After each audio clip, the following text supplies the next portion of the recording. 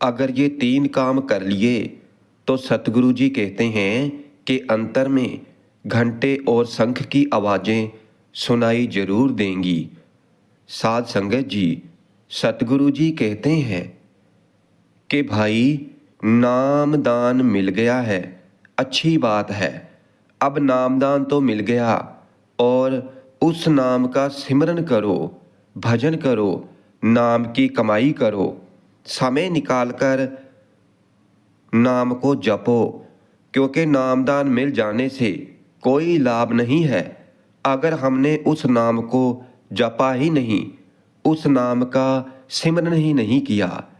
अगर हमने नाम को जपा ही नहीं, नाम का सिमरन भजन ही नहीं किया, तो फिर हमारे में यानी हम नामधारी में और आम इंसान में जो नामधारी नहीं है तो उसमें कोई अंतर नहीं रह जाता, क्योंकि केवल नामदान मिल जाने से और नामधारी कहलाने से हमारा कुछ भी नहीं बनेगा।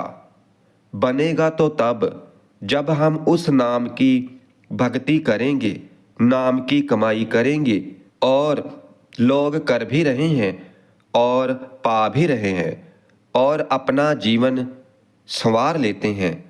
और जो नाम की भक्ति नहीं करते हैं तो फिर जैसे आए थे इस संसार में अज्ञानी ही और अज्ञानी ही चले जाते हैं। अनहद घंटा सुन सुन रीझो, शंख बजाओ रस में भीजो। सतगुरु जी महाराज कहते हैं कि हमारे अंतर में घंटे का शोर हो रहा है, अंतर में शंख बज रहा है, तो भाई उसे सुनो, उसे सुनने की कोशिश करो और अपनी आत्मा को भंवर गुफा तक ले जाओ। सतगुरु जी कह रहे हैं कि हमारे अंतर में घंटे की और शंख की आवाज़ें बज रही हैं, उनका शोर हो रहा है, तो हम भी कह देते हैं कि हाँ हो रही है। अब हमने कह तो दिया कि अंतर में ये आवाज़ें हो रही हैं, पर क्या हमें ये सुनाई दे रही हैं? या हमने कभी इन्हें सुनने की कोशिश की है? तो नहीं भाई, ये हमें सुनाई नहीं दे रही है और ना ही हमने कभी सुनने की कोशिश ही की है। तो फिर ये आवाज़ें हमें क्यों नहीं सुनाई देती हैं? इसका कारण क्या है? कभी इसके बारे में जानने की कोशिश भी की है? जो सबसे ज़रूरी चीज़ है, शंख और घंटे की आवाज़ें सुनना, तो हम उन्हें क्यों नहीं सुन पा रहे हैं? और अब सतगुरु जी हमें समझाते हैं, आप जी समझाते हैं कि भंवर गुफा आप कहते हैं सुन नाद, आप कहते हैं ओमकार, आप कहते हैं ररंकार, तो हमें इन सभी का सही तरह से मतलब नहीं पता है। हम फिर क्या करते हैं कि इनका उत्तर किताबों में खोजने लग जाते हैं।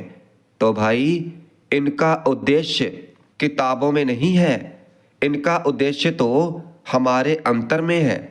अब जरा सोचो कि आप सत्संग सुनने गए और सत्संग में आपने शब्द धुन के बारे में सुना, जहाँ वो कहते हैं ओमकार धुन सहज विश्राम, गरजे बादल और घनश्याम।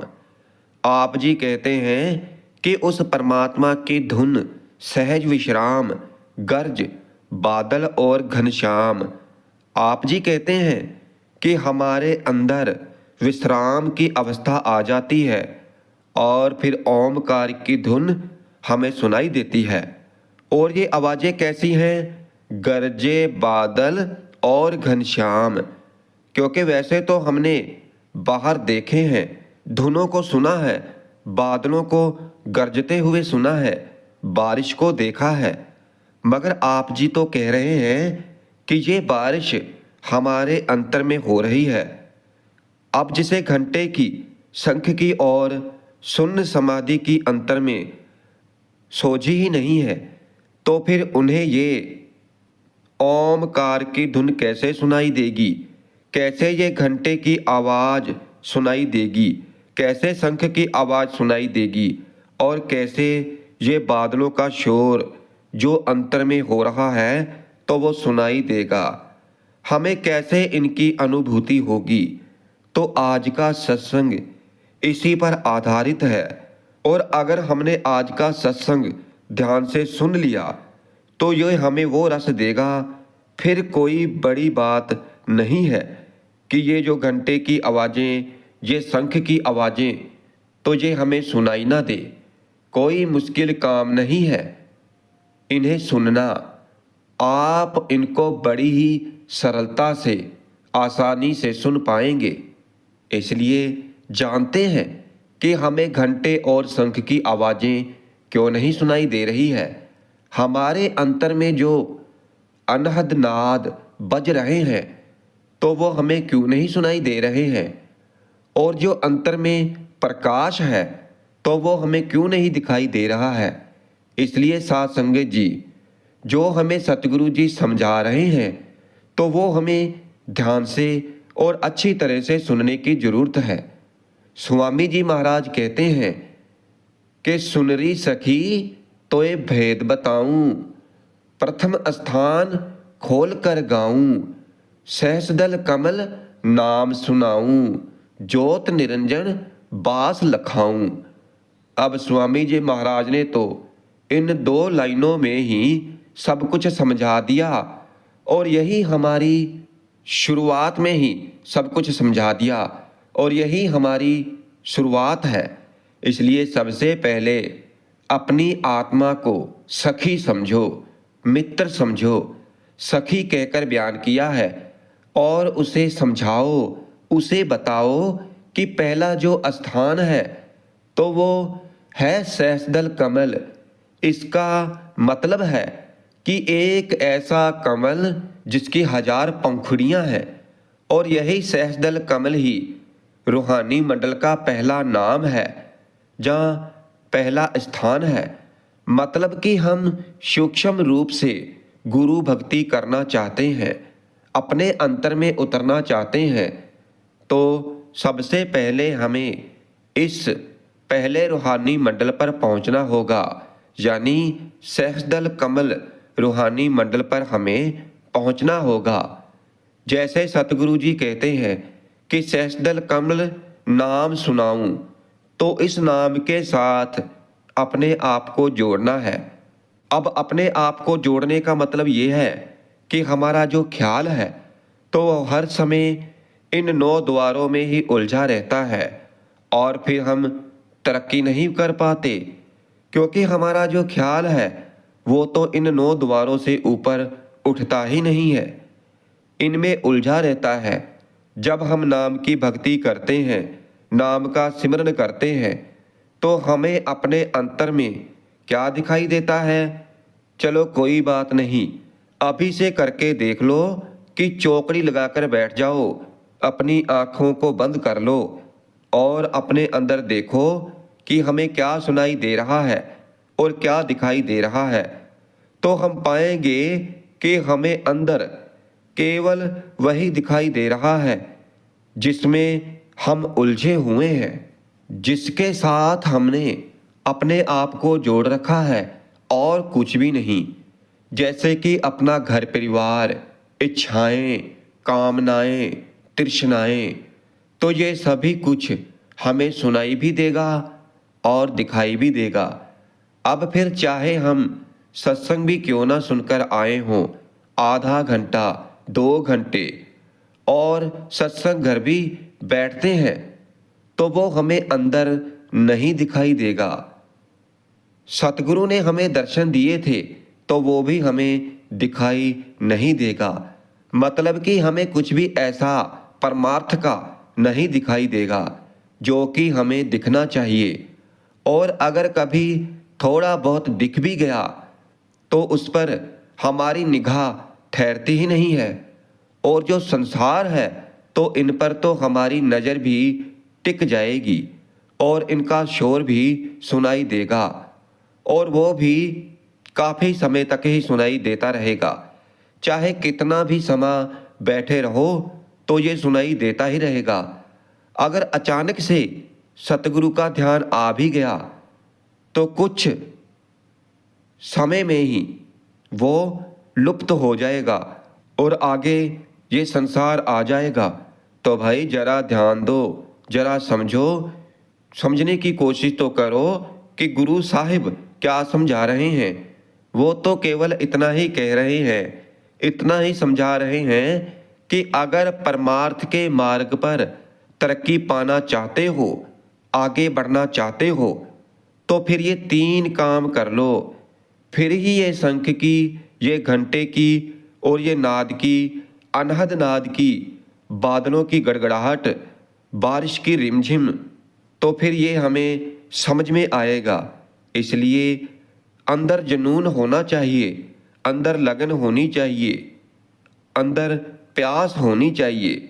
जब एक बार अंतर में सतगुरु का स्वरूप बस जाता है तो फिर ध्यान इधर उधर नहीं भटकता है और उस समय ध्यान में आत्मा को अंदर स्थिर होने का आधार प्राप्त हो जाता है।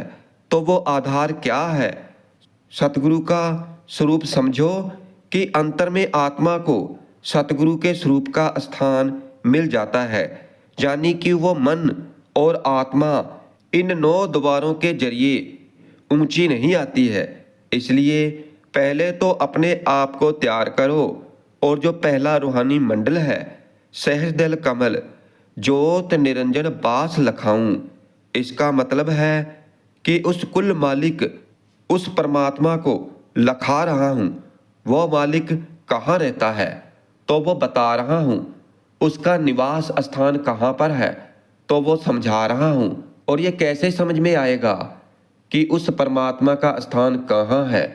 जब आप अपने सतगुरु के हुक्म में रहोगे, जब अपने सतगुरु की बात समझ जाओगे। इसलिए सबसे पहले तो अपने आप को पूरी तरह से खाली कर दो, यानी कि जो हमारी आत्मा हमेशा इन 9 द्वारों में फंसी रहती है तो उसे उन 9 द्वारों से हटाओ और अपनी आत्मा को हटा करके पहले रूहानी मंडल पर लेकर आओ, यानी सहस्रदल कमल पर लाना है। जैसे कि तुलसी साहब जी ने फरमाया है कि दिल का हुजरा साफ कर जाना के आने के लिए, ध्यान गैरों का उठा उसको बिठाने के लिए। तो भाई बात को समझने की कोशिश करो कि तुलसी साहब जी क्या समझा रहे हैं। अब इस बात को ऐसे ही कह दिया जाए कि ऐसा कर लो, ऐसा कर लो, तो हमें समझ में नहीं आएगी। और फिर यहाँ पर स्वामी जी महाराज ने और भी स्पष्ट तरीके से समझा दिया है और खोलकर समझाया है। आप जी कहते हैं कि हमें कैसे अपनी आत्मा को इन 9 द्वारों से ऊपर उठाना है। तो आप जी आगे फरमा रहे हैं कि सतगुरु के स्वरूप के साथ जोड़कर अपनी आत्मा को इन 9 द्वारों से ऊपर उठाना है और पहले रूहानी मंडल सहस्रदल कमल पर लेकर जाना है। और ये कोई बहुत बड़ी बात नहीं है, कोई मुश्किल काम भी नहीं है, बहुत छोटी सी बात है और तुम्हें समझ में भी आ गई होगी। क्योंकि ऐसे ही दिल का हुजरा साफ नहीं होगा।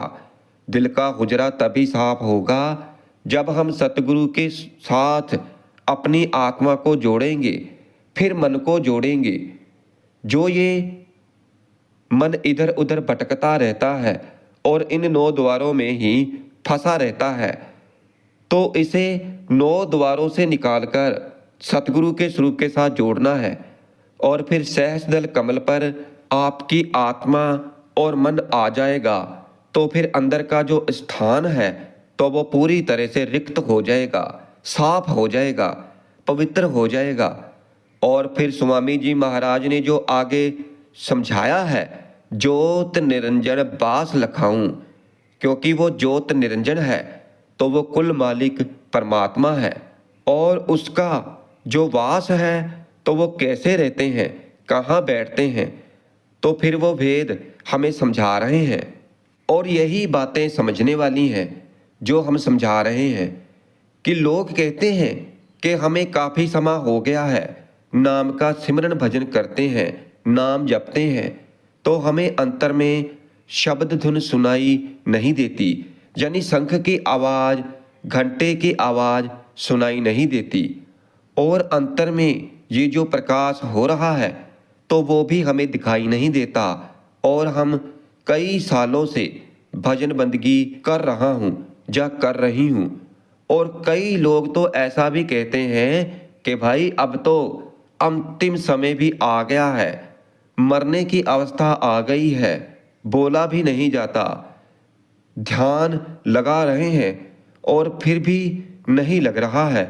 तो भाई हम उन लोगों से कहना चाहते हैं कि उन्होंने बात अधूरी ही समझी है, पूरी नहीं समझी है, इसीलिए तो समझ नहीं पा रहे हैं। इसीलिए पहले बात को पूरा समझो, और कोई ज़्यादा बड़ी बात नहीं है, बिल्कुल छोटा सा भेद है कि आत्मा को पहले इन 9 द्वारों से बाहर निकालो और फिर पहले रूहानी मंडल यानी कि सहस्त्रदल कमल पर ले आओ। और ये बात हम बार बार इसलिए समझा रहे हैं ताकि अच्छी तरह से समझ में आ जाए, अच्छी तरह से दिमाग में बैठ जाए, क्योंकि हमें सत्संग सुनते हुए तो काफ़ी समय हो गया है मगर अभी तक समझ में नहीं आया। इसलिए समझो कितना समय हो गया है, सिमरन में अटके हुए हैं। अब हमें सिमरन से ऊपर उठना है, ज्योत निरंजन बात लखाऊं। और फिर जिस दिन अपने अंतर में घंटे और शंख की आवाज़ सुनने लग जाओगे, अंतर का प्रकाश देखने लग जाओगे, तो फिर उसी दिन ज्योत निरंजन परमात्मा की अनुभूति हो जाएगी और उनके बारे में सारी की सारी जानकारी प्राप्त हो जाएगी उसी वक्त। अब कभी हमने इस बात पर गौर किया है, कभी सोचा है कि इतना कुछ करने के बाद भी हम इस जाल से बाहर क्यों नहीं निकल पाते हैं? क्योंकि भाई जो माया का जाल है तो ये बड़ा ही पेचीदा है। जाल बिछाया जग में भाई, इस तरह से इस माया ने जाल बिछाया हुआ है कि हम इससे निकल ही नहीं पाते हैं। फंसे जाल में पचे कर्म में, गोसा खाया पड़े भरम में। तो भाई ये सब ही तो हो रहा है हमारे साथ। जैसे कि आज हमने बच्चों के लिए ये कर दिया है और कल वो करना है और फिर अपने लिए करना है, तो ये सब भ्रम है, माया है, धोखा है और हम इसी में फंसे हुए हैं। हम सभी इसलिए जो सत्संग सुनकर भी नहीं समझे, तो फिर वह चाहे कितना भी सिमरन भजन कर लें, मनमुख होकर वो कभी नहीं जान पाएंगे, चाहे सतगुरु का नाम भी ले लिया हो। इसलिए जरा समझने की कोशिश करें कि क्या समझाया जा रहा है। अब कह रहे हैं कि सुन की अवस्था में अपने आप को लेकर जाओ। सुन की अवस्था यानी कि 10वें द्वार पर चढ़ो, और कहते हैं कि जब 10वां द्वार पार कर लिया तो फिर भंवर गुफा पर चढ़ो, और फिर जब भंवर गुफा पार कर ली तो फिर हमें सतनाम मिल जाएगा। और यही भक्ति का आखिरी पड़ाव है। 10 द्वारा सुन चढ़ खोलो, फिर महासुन चढ़ तोलो। आगे क्या कहते हैं कि चढ़ भंवर गुफा तब आई, फिर सतनाम पद पाई। अब इनको समझो। आप जी कह रहे हैं कि जब 10वें द्वारे पर पहुंच जाओगे, कैसे पहुंचोगे? पहले सुन समाधि लगाओ, और फिर जब सुन समाधि लग जाएगी तो फिर 10वें द्वार अपने आप पार हो जाएगा। और फिर महासुन यानी कि वो स्थान, वो समाधि जहाँ पर पहुँच जाने के बाद में आत्मा शरीर का त्याग कर देती है, और वो भी जीते जी। ध्यान रखना। और फिर ये आत्मा जैसे ही शरीर का त्याग कर देगी तो फिर महासुन की अवस्था में चली जाएगी। और फिर जब इस तरह से आत्मा चढ़ाई करती है तो फिर भंवर गुफा, जिसका नाका सुई के अगले हिस्से से भी 1000 गुना छोटा है, तो उसमें आत्मा प्रवेश कर जाती है, और फिर जब आत्मा उसके अंदर प्रवेश कर जाती है तो फिर जो ये आवाज़ें हैं शंख घंटे की, तो इनका नाद सुनाई देता है और दिखाई देता है। तो भाई ऐसे नहीं होगा, मन में लगन होनी चाहिए, जुनून होना चाहिए, मेहनत चाहिए और सब छोड़ने की हिम्मत चाहिए। और ये बाहरी तौर पर हमें नहीं छोड़ना है कि हम अपने घर परिवार को छोड़कर भाग जाएं, तो नहीं भाई, ये अंतर की बात हो रही है। अंतर की बात, हमें अंतर में ये सब कुछ छोड़ना है और फिर ही हमें स्पष्ट रूप से घंटे की और शंख की आवाज़ सुनाई देगी और अंतर में प्रकाश भी दिखाई देगा।